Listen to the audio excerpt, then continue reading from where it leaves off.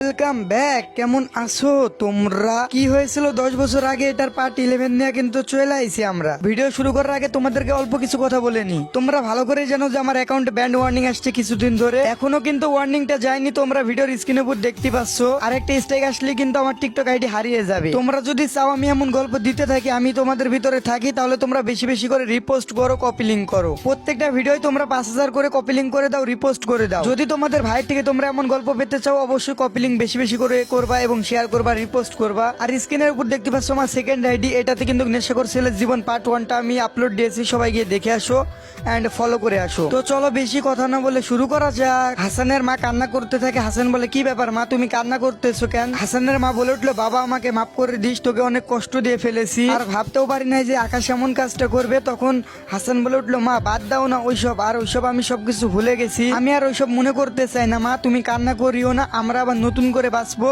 নতুন করে সংসার সাজাবো। হ্যাঁ বাবা, আমরা নতুন করে আবার সবকিছু শুরু করব, নতুন করে বাঁচবো, তোকে আর আমি হারাতে চাই না। হাসান তখন বলে, আচ্ছা ঠিক আছে মা, এখন আমি ওরুকে থুয়ে আসি ওর বাসায়। তখনই পিছন থেকে একজন বলে উঠে যে কোথাও তোমাদেরকে যাওয়া লাগবে না, যার আসার সে চলে এসেছে। হাসান তখন পিছন ঘুরে দেখে যে ওর আম্মু দাঁড়িয়ে আছে। তখন হাসান বলে উঠে, আন্টি আপনি কখন আসলেন?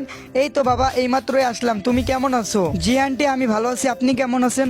আমিও ভালো আছি বাবা। তখন হাসান বলল, আন্টি ভিতরে আসেন। ওর আম্মু বলল, না বাবা আজকে ভিতরে যাব না, অন্য একদিন আসবো, আজকে আসছি তোমার মাকে একটা কথা বলতে। তখন হাসানের মা বলে উঠলো, জি আপা বলুন কি বলতে চান? আমি হাসান আর ওর দুজনের বিয়ে ঠিক করছি, দুজনের বিয়ে দিতে চাই, এখানে কি আপনার কোনো সমস্যা আছে? থাকলে বলতে পারেন।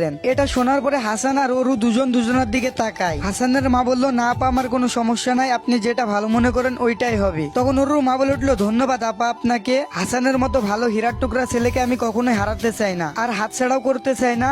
কি যে বলেন না আপা, যা বলছি সত্যি বলছি। তখন ওরু মা বললো যে, হাসান আর ওরু তোমাদের এখানে কি কোনো মন্তব্য আছে? না মা আমার কোনো সমস্যা নাই, আমি হাসানকে আগেই ভালোবেসে ফেলেছি, ওর মতো ছেলেই হয় না। কেন তুমি আলামিনকে চাও না? না মা আমি আলামিনকে চাই না, আমি তো হাসানকে চাই, ওর মতো ছেলেই হয় না। তখন ওর মা মুচকি এসে বললো, আমার মেয়ের মাথায় একটু হলো বুদ্ধি হয়েছে, দেখছি আল্লাহ বুদ্ধি দিয়েছে। তখন ওরু বলে উঠলো, না মা আমার মাথায় অনেক বুদ্ধি হয়েছে, একটু না। তখন বলে উঠলো যে, হাসান তোমার এখানে কোনো মন্তব্য আছে? জি আন্টি আছে, আমি ওরুর সাথে একটু আলাদাভাবে কথা বলতে চাই। আচ্ছা ঠিক আছে তাহলে বলো। তখন হাসান ওরুকে নিয়ে ছাদের উপরে চলে যায়, গিয়ে বলে, তুমি কি আমাকে সত্যি ভালোবাসো নাকি মিথ্যা অভিনয় করতেছো? তখন ওরু বলে উঠলো, বিশ্বাস করো হাসান, তোমার সাথে মিশতে মিশতে আমি তোমার প্রেমে কখন পড়ে গেছি বুঝতেই পারি নাই, তোমাকে ভয় আমি বলতে পারি নাই। হাসান বলল, তোমাকে আমি বিশ্বাস করি না। ওরু বলে উঠলো, তুমি আমাকে বিশ্বাস কি করলে করবে বলো? তখন হাসান বলল, তুমি যদি আমার ঠোঁটে 5 মিনিট ধরে লিপ কিস করতে পারো তাহলে আমি বিশ্বাস করব। এটা বলার সাথে সাথেই ওরু হাসানকে ধরে লিপ কিস করে দেয়। ওরুর এমন পাগলামি দেখে হাসানও রেসপন্স দিতে লেগে যায়, জড়িয়ে ধরে। প্রায় 10 মিনিট পর্যন্ত দুজন দুজনকে আদর করতে থাকে এভাবে, তারপরে বাইরে চলে আসে। তখন বলে উঠলো, ওরু আম্মু যে এতক্ষণ লাগতেছিল কেন তোমাদের দুজনের? তখন হাসান বলল, না আন্টি আমরা দুজন পার্সোনাল কথা বলতেছিলাম তাই আর কি। ও আচ্ছা ঠিক আছে বুঝতে পারছি, তাহলে বলো এবার দুজন কি সিদ্ধান্ত নিলা? দুজনেই বলে উঠে চিৎকার করে, হ্যাঁ আমরা দুজনেই রাজি আছি। তখন সবাই ওইখানকার হাসতে লেগে যায়। তখন ওর আম্মু বলে, কি ব্যাপার হাসান এত তাড়াতাড়ি রাজি হয়ে গেলে? তখন হাসান বলল, না আন্টি পার্সোনাল কথা বললাম না, এতেই ঠিক হয়ে গেছে। দেখতে পাচ্ছি তোমার গালে পার্সোনাল কথা। তখন ওরু হাসানের দিকে তাকিয়ে দেখে যে হাসানের গালে এবং ঠোঁটে লিপস্টিক মেখে। তখন হাসানকে ধরে রুমের ভিতরে নিয়ে যায়। তখন হাসান বলে, কি হলো আমাকে রুমে নিয়ে আসলে কেন? আরে পাগল তোমার গালে লিপস্টিক মেখে ঠোঁটেও। তখন হাসান লজ্জায় লাল হয়ে যায়, বলে সি সি এটা কি হয়ে গেল? তখন ওরু বলল, আরে সমস্যা নাই, তুমি তো আমার হাজবেন্ড। তখন ওরু গালটা এবং ঠোঁটটা মুছিয়ে দিল তার ওড়না দিয়ে। এরপরে ওরু আর হাসান দুজনে বাইরে চলে যায়। ওরুর আম্মু বলে, তোমাদের বিয়ে ঠিক করা হয়েছে শুক্রবারে। তারপরে ওরুকে নিয়ে ওরু আম্মু বাসায় চলে যায়, শুক্রবারে বিয়ের দিন তারিখ ঠিক করে চলে যায়। এরপরে হাসান আর ওরু দুজনে গিয়ে পরের দিনে বান্ধবীদেরকে, ফ্রেন্ডদেরকে সবাইকে কলেজের ইনভাইট করে আসে, বলে যে আমাদের শুক্রবারে বিয়ে।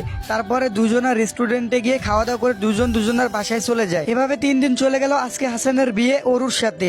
ওরুকে হাসান বিয়ে করতে চলে যায় ওরুর বাসায়, এবং ওরু তার মাকে ধরে অনেক কান্না করে।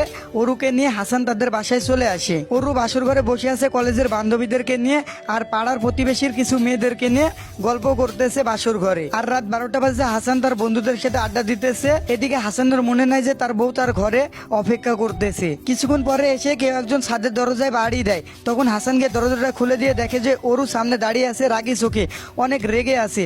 তখন হাসান বলে, ওরু তুমি এখানে? আর অরু বলে হ্যাঁ আমি এখানে। অরু বলে কয়টা বাজে এখন? দেখো তো একটু। তখন হাসান দেখে 12টা বাজে। তখন হাসান মাথায় হাত দিয়ে দাঁড়িয়ে থাকে, বলে যে সরি আমার ভুল হয়েছে। তখন অরু গাইজ এর পরের পার্টে কিন্তু ভালো একটা মুহূর্ত আছে, ঠিক আছে? সবাই বেশি বেশি করে কমেন্ট করবেন, রিপোস্ট করবেন, কপি লিঙ্ক করবেন। আমার আইডিটা থেকে ব্যান্ড ওয়ার্নিংটা সরানোর দায়িত্ব আপনাদের। সবাই বেশি বেশি করে কপি লিঙ্ক করবেন, রিপোস্ট করবেন, শেয়ার করবেন। তো আজকের মতো আল্লাহ হাফেজ, সবাই ভালো থাকবেন।